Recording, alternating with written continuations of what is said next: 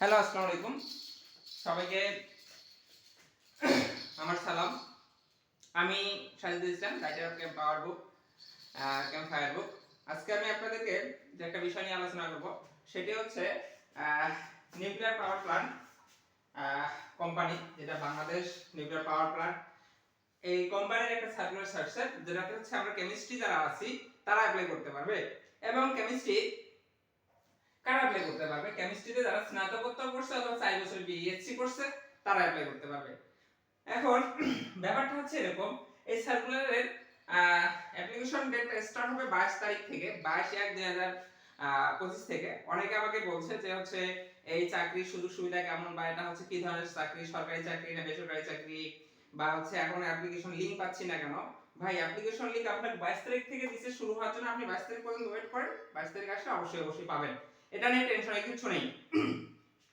বাকি যেটা থাকতেছে সেটা হচ্ছে যে এনপিসিবিএল, এই যে চাকরিটা আছে কি ধরনের চাকরি আসলে? এনপিসিবিএল এটা হচ্ছে সরকারের যে কোম্পানি আছে সেই কোম্পানি, এদের হচ্ছে আলাদা বেতন কাঠামো। এবং সরকারের কোম্পানি যেমন ধরেন যে গ্যাস ট্রান্সমিশন কোম্পানি, জ্বালানি মধ্যে অনেকগুলা বিদ্যুৎ উৎপাদন কেন্দ্রগুলো আছে, এই ধরনের আরো অনেকগুলো চাকরি আছে যেগুলো হচ্ছে সরকারি কোম্পানি। এগুলো চাকরি কিন্তু আপনি বলতে পারবেন না সরকারি, না বলতে পারবেন বেসরকারি। বেসরকারি হলে তো আপনার একবারই শেষ হয়ে যেত। এবং এটা হচ্ছে কি সরকারি কোম্পানি, এই কোম্পানি কখনোই বন্ধ হবে না, একবার প্রোডাকশনে গেলে উৎপাদনে গেলে এটা চলতেই থাকবে। আপনার চাকরি স্থায়ী চাকরি, এটা কখনো যায় না চাকরি। এবং এই চাকরির একটা সুবিধা হচ্ছে কি বেতন অনেক বেশি, অনেক হাই। দেখেন এর বেতন হচ্ছে আমাদের সরকারি ব্যবস্থাপক, এটা 8ম গ্রেডের একটা চাকরি দিয়ে দিয়েছে। এবং কেমিস্ট্রি যারা তারা অ্যাপ্লাই করতে পারবে। এর বেসিক হচ্ছে কত? ৬২,৪০০ টাকা। দেখা গেল যে সব মিলে আপনার স্যালারি হয়ে যাবে ৬২ থেকে দোকানে কত ১২০, সেফটি ভাতা আছে, আলাদা সুযোগ সুবিধা আছে, সব মিলে ১,২০,০০০ এর প্লাস অ্যারাউন্ড এরকম ১,১০,০০০ বা ১,২০,০০০ এর মধ্যেই আপনার বেতন থাকবে। তাহলে আপনি যদি স্টার্টিং স্যালারি ১,১০,০০০ এর মধ্যে পান, তাহলে প্রতি বছর আপনাদের ৫,০০০, ১০,০০০ 5% করে বাড়বে, এতে মানে ৭.৫% করে বাড়ে। যেটাই বাড়ুক না কেন একটা তো বাড়বে। তাহলে আপনি 5 বছর পরে আপনার স্যালারি কতটুকু যাবে, প্রমোশন ইত্যাদি ইত্যাদি থেকে আবার আলাদা কিছু বেনিফিট আছে, সেগুলো থেকে আপনাদের দেখতে পাচ্ছেন তাহলে কতগুলো স্যালারি হবে। সো এই চাকরি যে ভালো চাকরি, অন্যান্য গভর্নমেন্টের থেকে আমি মনে করি যে অনেক ভালো চাকরি, সেটা নিঃসন্দেহে। আপনার টাকা দরকার এখন যদি আপনি পান 40,০০০ টাকা, একটা সরকারি নবম গ্রেডের বেতন পায় 40,০০০ টাকা, 35,000 37,000 টাকা পায়। সেখানে আপনি এখানে বেতন করে 3 গুণ বেশি পাচ্ছেন, তাহলে পরে ভবিষ্যতে চিন্তা করে লাভ আছে? রানিং চিন্তায় আপনার হিউজ হিউজ স্যালারি। যাই হোক, তাহলে এটার জন্য আপনারা কিভাবে প্রিপারেশন নেবেন বা হচ্ছে কি করতে হবে আমি আপনাদের এটা নিয়ে একটু আলোচনা করে নেই। আসলে আমি নিজেও জব করি আরবিতে। এখন আমি নিজেও খুবই ব্যস্ত থাকি, বাসায় লোকের অভাব, আমার এজন্য দেখা যাচ্ছে যে বাচ্চা নিয়ে সবসময় আমাদের থাকতে হয়। এখন অনেকদিন থেকে ভিডিও দিব করে দিতে পারতেছি না। আমি ভাবলাম যে আজকে বাচ্চা নিয়েই ভিডিও দেই, শান্ত পাবো। যাই হোক, এখন তাহলে আমি আপনাদেরকে যেটা বলতে যাচ্ছি সেটা হচ্ছে এর যে চাকরিটা আছে এটার জন্য 8টা পদের জন্য সার্কুলার দিছে। এবং সরকারি ব্যবস্থাপক কেমিস্ট্রি, এর অ্যাপ্লাই শুরু হবে 22 তারিখ থেকে এবং শেষ হবে 10 তারিখের মধ্যে, 10/2। এখন আমরা এটা যেটা দেখতেছি এর মধ্যে হচ্ছে পদ সংখ্যা 8টা এবং হচ্ছে 8ম গ্রেডের জন্য চাকরি সার্কুলারটা দিয়েছে। স্নাতকোত্তর এবং 4 বছরের যারা বিএসসি করছে তারা অ্যাপ্লাই করতে পারবে। কেমিস্ট্রিতে যারা অ্যাপ্লাইড কেমিস্ট্রি কিন্তু করতে পারবে না, তবে এখানে কিন্তু কয়েকটা রিকোয়ারমেন্ট দেওয়া আছে। অবশ্যই এসএসসি, এইচএসসি তে 4 জিপিএ 5 এর মধ্যে 4 থাকতে হবে এবং অনার্সে অবশ্যই 3 থাকতে হবে। অনেকে আমাকে বলছে যে অনার্সে 3 নেই কিন্তু মাস্টার্সে 3 আছে। না ভাইয়া, এখানে অনার্সে 3 রাখতে হবে, আপনার বিএস যে আছে বিএস ডিগ্রিতে 3 পয়েন্টের উপরে থাকতে হবে। এবং মাস্টার্সে 3 সেটা ব্যাপার না, মাস্টার্স এখানে বলেনি, শুধু অনার্সের কথা বলছে, অনার্সে 3 উপরে থাকতে হবে। আরেকটা জিনিস এখানে বলছে, আপনারা দেখবেন কম্পিউটার, এটা নিয়ে আমাকে একজন বলছিল ভাই আমি তো কম্পিউটার জানি না, তাহলে আমি অ্যাপ্লাই করব কিনা? ভাই, আপনার যদি বাকি রিকোয়ারমেন্টগুলো ঠিক থাকে, আপনার কম্পিউটার জানা না জানা ব্যাপার না, আপনি যদি অ্যাপ্লাই করে ফেলেন,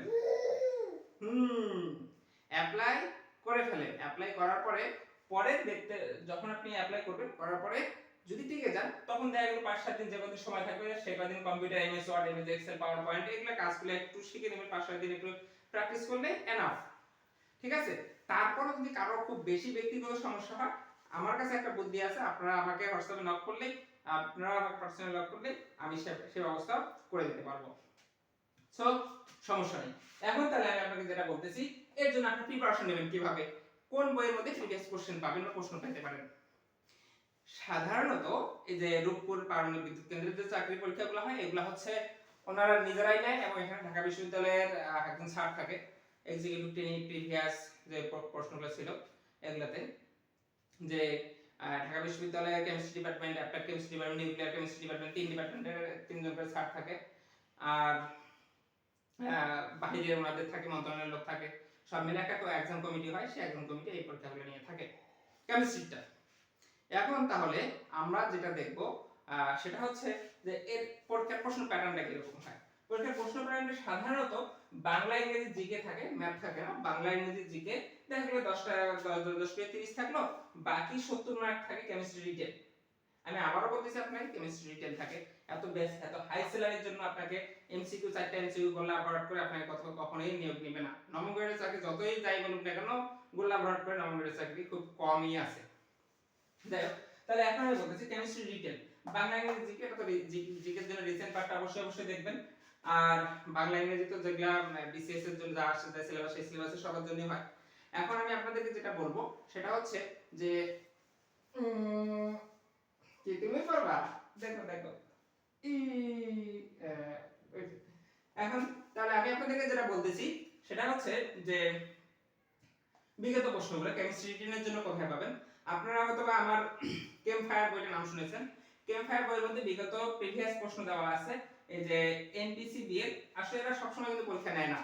এরা 2018 সালে যে অ্যাসিস্ট্যান্ট ম্যানেজার সহকারী ব্যবস্থাপক কেমিস্ট্রি যেটাতে পরীক্ষা নিয়েছিল, সেই প্রশ্নটা আমার বইয়ে দেওয়া আছে কেম ফায়ার মধ্যে। এনপিসি ডিএল এর কত নম্বর পৃষ্ঠায়, 338 থেকে 341 পৃষ্ঠার মধ্যে এই প্রশ্নটা দেওয়া আছে। শুধু এটাই না, এই যে রূপপুর পারমাণবিক বিদ্যুৎ কেন্দ্র যে প্রশ্নগুলো নেয়, যে পরীক্ষাগুলো নেয়, তার মধ্যে অন্যান্য যে এগুলো আছে, যে আরো কয়েকটা প্রশ্ন আছে, সেই প্রশ্নগুলো হচ্ছে আমার বইয়ের মধ্যে আপনারা দেখবেন 105 নম্বর পৃষ্ঠার মধ্যে আছে, 118 নম্বর আছে, 119 এর মধ্যে আছে। এরকম আরো ভিতরে আরো অনেকগুলো প্রশ্ন আছে। এই যে আমার কেমফায়ার বইটা, এটা আপনারা দেখবেন, এর ভিতরে কি আছে, আমার এই যে প্রশ্নগুলো আছে, আপনারা এখান থেকে প্রিভিয়াস প্রশ্নগুলো দেখে নিতে পারেন। আমি পেজ নাম্বার সব বললাম, ওটা দেখাতে পারতেছি না, সেজন্য আন্তরিকভাবে দুঃখিত। আচ্ছা, দূর থেকে দেখাইলেও আপনারা বুঝতে পারবেন না। তারপর হচ্ছে আমি আপনাদেরকে একটু বলে নিলাম যে এত নাম্বার পেজের মধ্যে আছে এবং হচ্ছে প্রিভিয়াস প্রশ্নটা এর মধ্যে আপনি পাবেন।